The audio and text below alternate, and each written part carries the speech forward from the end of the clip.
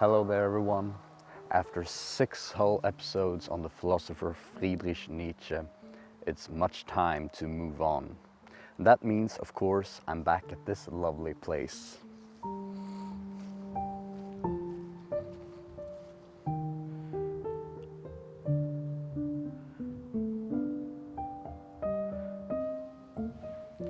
First off, I want to share with you guys an experience I've had when I've read all of these books.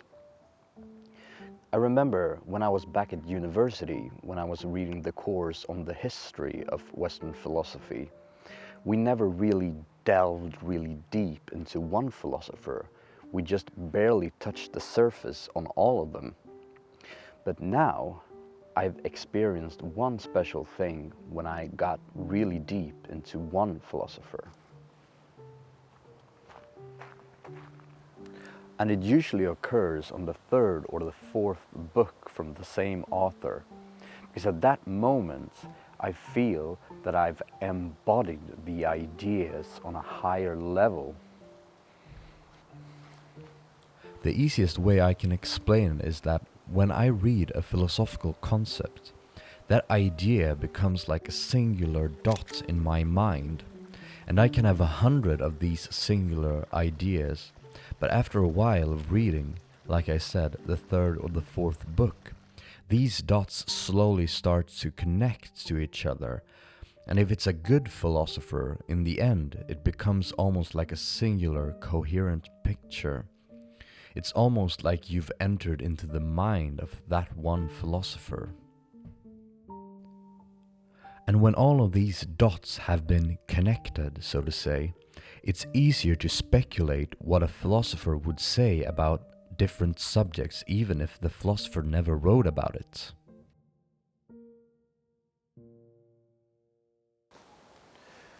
Why I'm telling you this is because if you are interested in reading philosophy yourself, I would actually recommend you to do like me and really dig deep into one philosopher instead of skimming through many.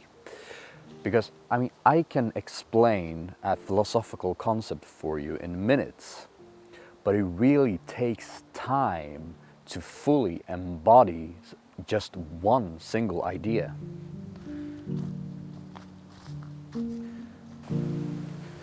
Alright, but let's move on, guys. I actually have 2 news that I want to share with you today. And firstly, who is the next philosopher that we will be discussing on this show? Well, we're actually gonna talk about a few philosophers in the upcoming series.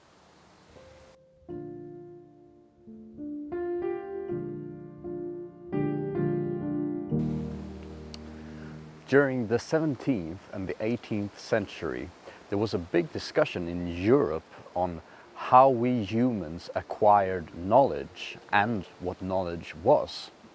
And it is usually divided into 2 camps.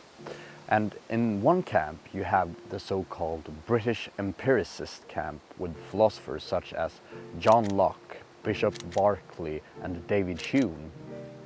The word empiricism is derived from another Greek word, namely empiria, which means experience. So these philosophers believed that the source of human knowledge was gained through experience.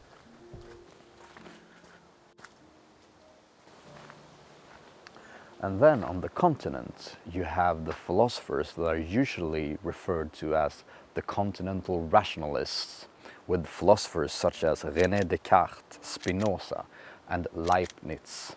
And these people believed that knowledge was acquired through rational inquiry.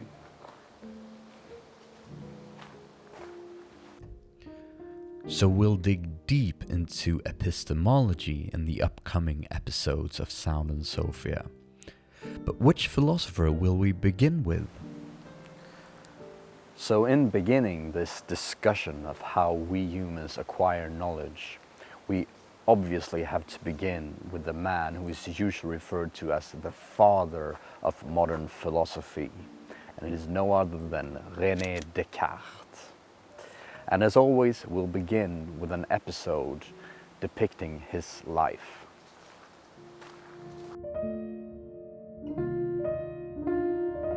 On to the second reveal I was talking about before. I am going to launch a new discussion and interview format on this channel, where we will be discussing more contemporary issues such as AI, modern art, and climate change. Maybe we'll see if we could bring back old philosophers and see what they would have thought about our modern age.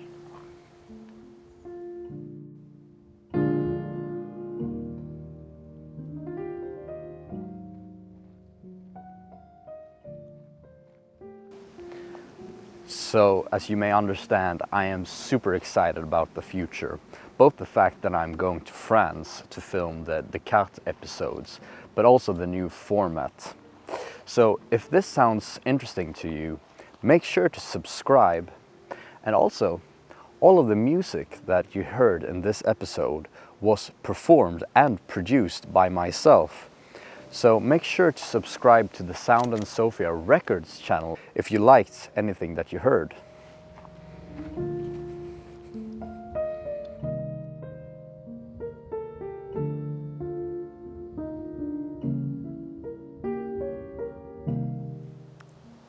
So there you have it, folks. If you have any questions or suggestions, just leave it in the comment section down below. And as always, guys, take care until the next one.